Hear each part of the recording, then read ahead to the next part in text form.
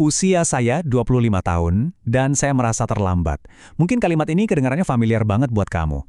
Perasaan ini muncul bukan karena kita nggak ngapa-ngapain loh, tapi justru karena rasanya semua orang di sekitar kita tuh udah sampai duluan. Sementara kita kok kayaknya masih di sini-sini aja, masih nyari jalan.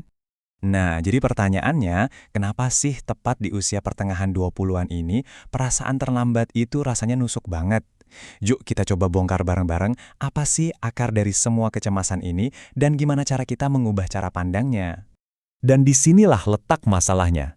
Yang bikin kita capek setengah mati tuh sebenarnya bukan realita hidup kita, yang mungkin baik-baik aja, tapi proses ngebanding-bandingin diri yang nggak ada habisnya. Perasaan tertinggal itu lahir dari perbandingan, itu intinya. Nah, dari kebiasaan membandingkan itu, muncullah pertanyaan-pertanyaan yang nyerang diri sendiri. Saya ingat banget satu malam, lagi iseng scroll-scroll media sosial, lihat teman ada yang nikah, ada yang dapat promosi, ada yang mulai bisnis, tiba-tiba suara-suara di kepala ini muncul.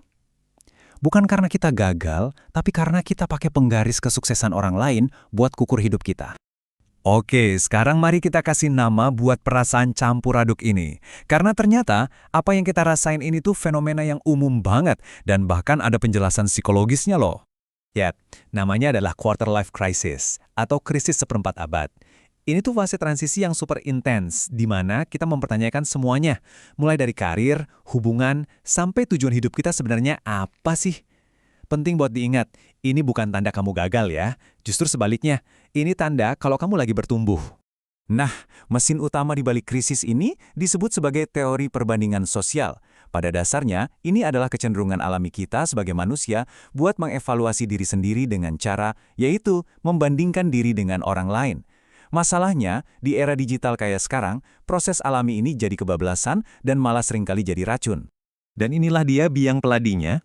Media sosial mengubah panggung pencapaian orang lain, yang isinya tuh cuma yang bagus-bagusnya aja, menjadi seolah-olah standar universal yang wajib kita ikuti.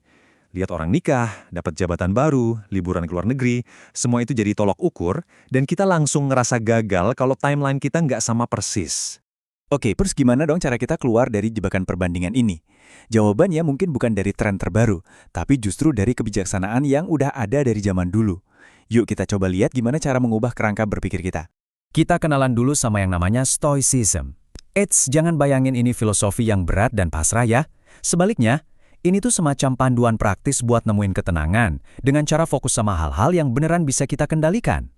Nah, ini dia nih, konsep inti dari Stoicisme yang keren banget.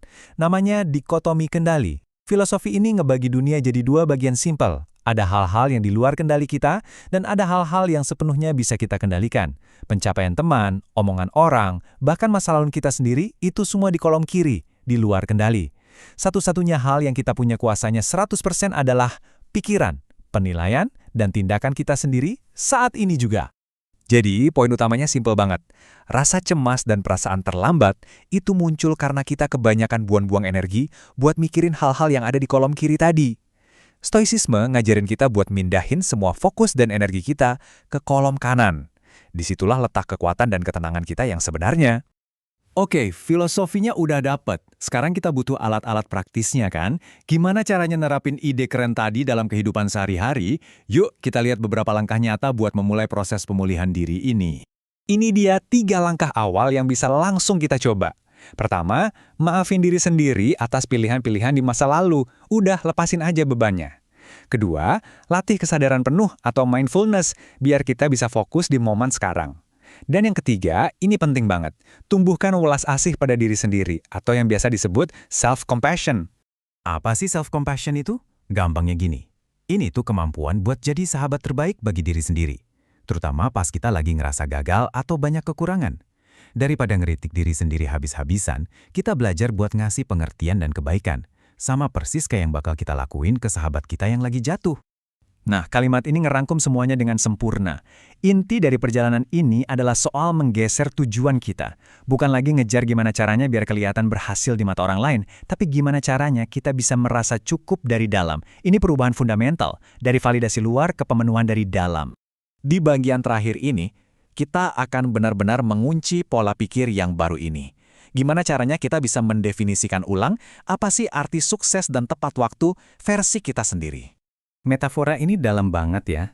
Kita sering ngerasa ketinggalan karena kita ngebandingin bab awal dari cerita kita dengan bab pertengahan atau bahkan bab akhir dari cerita orang lain.